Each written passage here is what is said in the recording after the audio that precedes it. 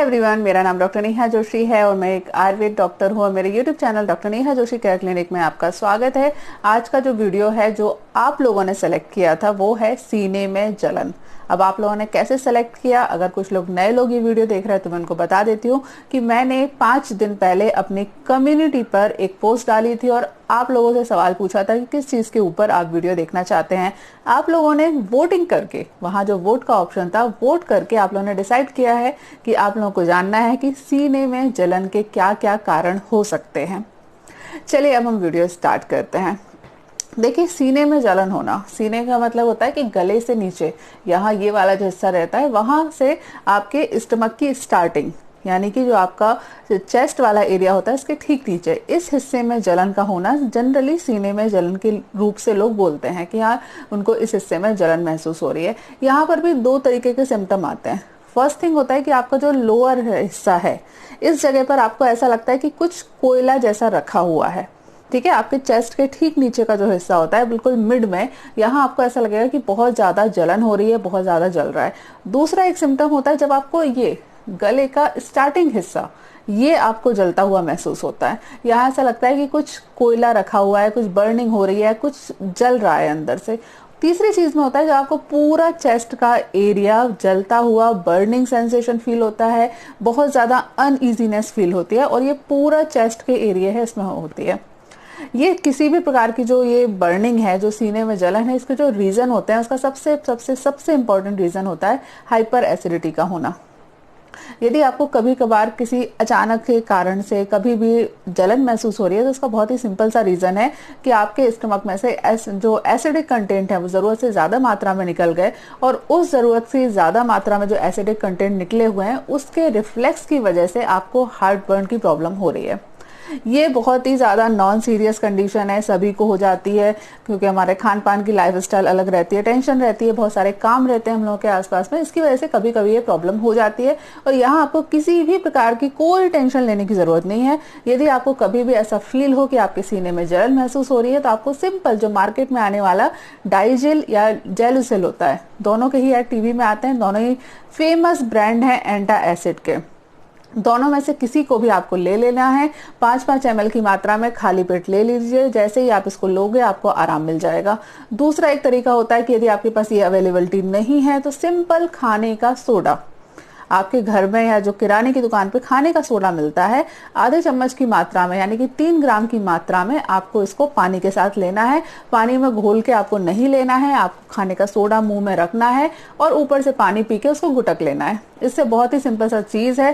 खाने का सोडा आप जैसे ही अंदर लोगे तो आपके पूरे गले में जो एसिड के रिफ्लेक्स की वजह से जो प्रॉब्लम हो गई है, जो छोटे छोटे एसिड के पार्टिकल हैं जो यहाँ पर आ चुके हैं, वो एसिड और बेस दोनों आपस में एक दूसरे को न्यूट्रलाइज कर देंगे और जो आपकी प्रॉब्लम है वो खत्म हो जाएगी। ठीक है, ये हुआ सिंपल सा रीजन जो कभी कभी हो जाता है।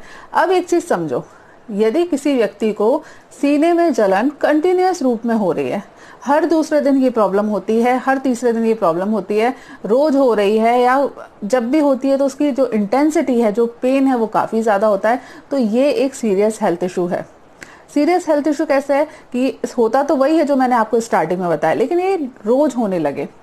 यदि रोज इस तरीके से आपके एसिड का रिफ्लेक्स होगा, एसिड का आपके ईसोफेगस के ऊपर असर आएगा, तो उससे क्या होता है, आपके ईसोफेगस के अंदर छाले पड़ जाते हैं। ईसोफेगस क्या है, हमारे जो खाना निकलने की नली होती है उसको ईसोफेगस बोलते हैं। वो गले में यहाँ से लेके आपके एब्डोमेन के एरिया तक जाती है। इस एरिया में यदि एसिड ज्यादा निकलता है तो रिफ्लेक्स की वजह से या उसके पेन की वजह से या एसिड के रिएक्शन की वजह से आपको ईसोफेगस के अंदर छाले डेवलप हो जाते हैं, अल्सर डेवलप हो जाता है। यदि ईसोफेगस के अंदर अल्सर डेवलप होता है और उसके ऊपर बार बार फिर से एसिड रिफ्लेक्स आता है तो एक से दूसरा, दूसरे से तीसरा, इस तरीके से छाले और ज्यादा डेवलप होते रहते हैं और उसकी वजह से आपको सीरियस हेल्थ इशू कंडीशन हो जाती है जो ईसोफेजाइटिस के नाम से जानी जाती है।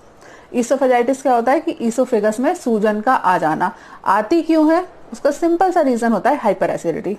हाइपर एसिडिटी एक बहुत ही कॉमन बीमारी है, लेकिन ये बहुत सारे सीरियस हेल्थ इशू का रीजन हो सकती है। कभी कभार किसी व्यक्ति को हाइपर एसिडिटी हो जाना कोई प्रॉब्लम नहीं होती, लेकिन यदि आपको रेगुलर रूप में एसिडिटी की प्रॉब्लम है तो प्लीज इसको हल्के में मत लीजिए, अदरवाइज ये बहुत सीरियस हेल्थ इशू में कन्वर्ट हो सकती है। दूसरा एक इम्पॉर्टेंट रीजन होता है, वो एक बड़ी ही अच्छी सी बीमारी है, उसका एलोपैथी वालों ने बहुत अच्छा नाम रख रखा है, वो है GERD, gastro oesophageal reflex disease. इसमें क्या होता है, हमारे जो ईसोफेगस और जो स्टमक है, गैस्ट्रिक है, जो स्टमक है, इसके बीच की जो नली है, यहाँ पर एक स्फिक्टर होता है। सॉरी, ये लाइट का फिर से इशू हुआ। देखिए, मैं आपको जो बता रही थी कि आपका जो स्टमक है और ईसोफेगस है, इसके बीच में एक नली होती है, या एक तरीके का एक स्क्रू ड्राइवर होता है, या कुछ भी समझ ले, एक रबर बैंड होता है, जो कि आपके ईसोफेगस वाली जो ये रास्ता है इसको क्लोज करके रखता है। जैसे ही हम खाना खाते हैं, खाना निगलते हैं, ये जो रिफ्लेक्स है ये थोड़ा सा ढीला हो जाता है, ये जो बैंड है यहाँ का वो थोड़ा सा ढीला हो जाता है और ईसोफेगस ओपन हो जाती है, तो ये जो खाना था वो आपका अंदर चला जाता है स्टमक में, और जैसे ही आप खाना निगलते हो उसके बाद ये फिर टाइटली बंद हो जाता है। ये हमारी बॉडी की एक नॉर्मल फिजियोलॉजी है, जिसकी वजह से क्या होता है, स्टमक कंटेंट ईसोफेगस में नहीं आते। अब लगातार हाइपर एसिडिटी के कारण वो जो एसिड बार बार आपके ईसोफेगस के इस स्फिंक्टर को टच करता है, उसकी वजह से यहाँ की जो ये जो रबर बैंड है, जो कि ईसोफेगस को टाइटली होल्ड करने का काम करता है, बंद रखने का काम करता है, ये ढीला पड़ जाता है। जब ये ढीला पड़ जाता है तो पूरी तरीके से स्टमक और ईसोफेगस का बीच का जो रास्ता है वो क्लोज नहीं हो पाता, और बिना किसी कारण के हाइपर एसिडिटी ना भी होने के कारण से स्टमक कंटेंट है बार बार ईसोफेगस में आते रहते हैं। यही डिसीज होती है GERD। इसका भी अल्टीमेट रीजन यही होता है कि आपको हाइपर एसिडिटी की प्रॉब्लम है।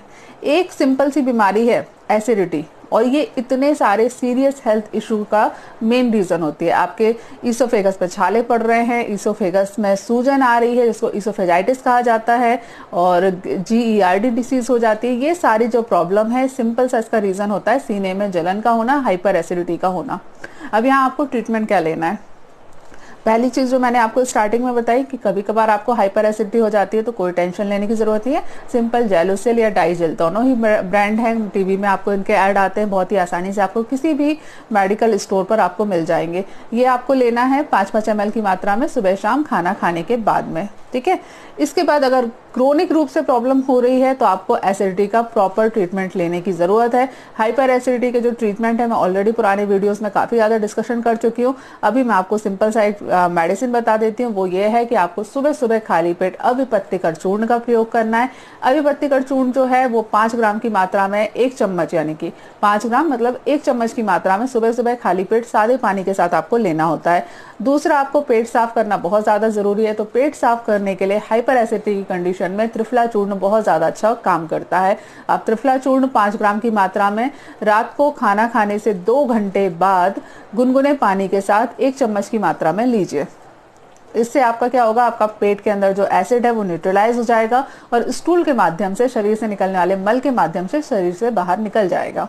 ठीक है, ये 2 चीजें आपको करनी है यदि आपको क्रोनिक हाइपर एसिडिटी की प्रॉब्लम है। ठीक है, क्रोनिक रूप से आपको लगातार पर डे सीने में जलन महसूस होती है। ठीक है, इसके बाद एक तीसरा बड़ा इंपॉर्टेंट रीजन होता है जिसको बहुत ही कम डॉक्टर डिस्कशन करते हैं, बहुत ही कम डॉक्टर इसके बारे में बात करते हैं, वो है साइकोलॉजिकल प्रॉब्लम का होना। जब कभी भी आपके मन में कोई बात दबी रह जाएगी, अक्सर ऐसा होता है ना कि हम बहुत सारी चीजें बोलना चाहते हैं, सामने वाले को बताना चाहते हैं, लेकिन किसी भी कारण से, कई बार सोशल रीजन की वजह से, कई बार फैमिली प्रेशर की वजह से, कई बार खुद की इंफीरियरिटी कॉम्प्लेक्स के कारण सामने वाले के साथ में एक्सप्रेस नहीं कर पाते।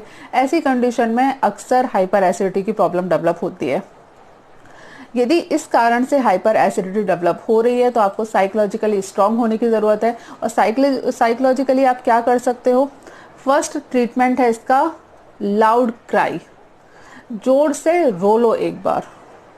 हमारे यहाँ पुराने समय में किसी की मृत्यु के बाद वो जो चिल्ला चिल्ला के रोते हैं, जो दिखावटी रोते हैं, वो बहुत ज़्यादा ज़रूरी बोला गया था। आज भी इसको फॉलो करते हैं। उसका कारण यही रहता है कि रोने से अंदर का जो गुबार होता है, जो निगेटिविटी अंदर इकट्ठी हो जाती है, वो निकल जाती है।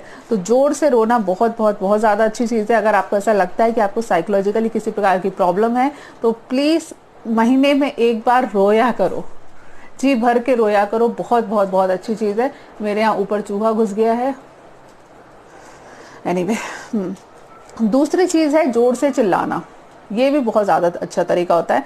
इसको करने के लिए आप क्लब में जा सकते हो, पार्टीज़ में जा सकते हो, आप म्यूज़िक पे जोर से चिल्ला सकते हो। किसी व्यक्ति पे चिल्लाने की बात नहीं कर रहे हो, कोई कुछ भी ऐसा तरीका करो। कभी घूमने के लिए जाओ तो जो पहाड़ियाँ होती है जहाँ पर इको होता है वहाँ पर आप जोर से चिल्ला सकते हो। कभी क्लब में जा रहे हो, कभी भंगड़ा डांस कर रहे हो तो वहाँ जोर जोर से चिल्ला के मस्ती में आप डांस करो। इससे क्या होता है, इससे भी आपके अंदर का जो गुबार है, जो अंदर निगेटिविटी इकट्ठी हो गई है, वो निकल जाएगी। तीसरा एक मेडिटेशन का तरीका है जो कि जैन तरीका है। जैन नहीं, महावीर स्वामी वाला जो जैन धर्म है उसकी मैं बात नहीं कर रही हूँ। जैन, ZEN, जैन एक मेडिटेशन की एक परंपरा है जो कि चीनियों से निकली है। ठीक है, अभी इसका विरोध मत करने लगना कि हम चीन के विरोध में है तो मेडिटेशन के भी विरोध में हो जाएंगे। जैन गुरु होते थे पुराने समय में, उन्होंने ये आइडिया दिया था। उन्होंने एक्चुअली इस चीज़ को एनालाइज किया कि जब कभी भी हमारे अंदर साइकोलॉजिकल प्रॉब्लम होती है, हमारी बॉडी की टेंडेंसी होती है कि वो इस तरीके से होती है। इसीलिए अगर आपने देखा होगा कि जिन लोगों को भूत प्रेत आते हैं वो सारे लोग ऐसे ऐसे घूमना चालू करते हैं, मतलब बॉडी आपकी आगे की तरफ थ्रो होती है। इस एक्टिविटी से, ये जो फिजिकल एक्टिविटी है, इससे आपकी अंदर का जो गुबार है वो बाहर निकलने का काम करता है। ये नॉर्मल सारी ह्यूमंस के अंदर टेंडेंसी है। जब भी आपको सीरियस हेल्थ इशू होगा, सीरियस साइकोलॉजिकल प्रॉब्लम होगी या भूत प्रेत वाली कंडीशन जिसको बोलते हैं, ये सारी कंडीशनें आएंगी तो उसमें अक्सर आपकी बॉडी ऐसे थ्रो होती है। आपने देखा होगा ना, फिल्मों में भी जिसको भूत आता है वो ऐसे ऐसे करने लगते हैं, अपना सिर पटकते हैं आगे की ओर। ये एक नॉर्मल साइकोलॉजिकल एक्टिविटी है। तो इसको अपन पॉजिटिवली किस तरीके से यूज कर सकते हैं, महीने में एक बार ये वाला मेडिटेशन किया करिए। मेडिटेशन बहुत ही सिंपल सी चीज है। आपको अपनी आंखें बंद करनी है, हाथों को ऊपर करना है, उसके बाद अपनी बॉडी को पूरी ताकत से आगे थ्रो करना है। ऐसे करिए, थ्रो मतलब जमीन पे गिर मत पड़ना है, अपने हाथों को इस तरीके से थ्रो करना है। ऊपर हाथ ले जाइए और फिर जोर से थ्रो करिए अपने। ये बहुत ही मेडिटेशन का एक तरीका होता है, लेकिन इससे बहुत बहुत बहुत ज़्यादा अंतर आता है। इसका जो रेफरेंस है वो जैन गुरुओं से आता है और बाकी ओशो मेडिटेशन में भी इसके बारे में मैंने पढ़ा था, वहाँ से मुझे बहुत अच्छा लगा और इसके फ़ायदे बहुत ज़्यादा हैं। तो हो सके तो पर डे नहीं कर सकते तो एटलीस्ट 7 दिन में एक बार, 7 दिन में भी नहीं कर सकते तो एटलीस्ट महीने में एक बार इस तरीके से मेडिटेशन किया करिए। तो आपके अंदर का जो निगेटिविटी है वो बाहर निकल जाएगी, आपको आराम मिलेगा, मेंटली आपको पीसफुल आपकी कंडीशन होगी, तो फिजिकली आपकी जो भी कंडीशन है उसमें आपको फायदा होगा। चलिए आज के लिए इस वीडियो में इतना ही। सॉरी, बीच में लाइट का इशू हुआ, मैं इस पर वर्क कर रही हूँ। बारिश की वजह से बार बार इलेक्ट्रिसिटी की प्रॉब्लम हो जाती है। इलेक्ट्रिसिटी की प्रॉब्लम होती है तो ये जो पूरा लाइट का सेटअप है, जैसे कहीं परछाई आ रही है, कहीं कुछ, ये सारी चीज़ें गड़बड़ हो जाती हैं। मैं वर्क कर रही हूँ इसके ऊपर। मैंने नया सेटअप ऑर्डर किया है, 2-3 दिन के अंदर में पहुँच जाना चाहिए, तो फिर ये प्रॉब्लम मेरी सॉल्व हो जाएगी। चलिए नेक्स्ट वीडियो में आपसे मुलाकात होती है, तब तक के लिए stay healthy and be happy. Good bye.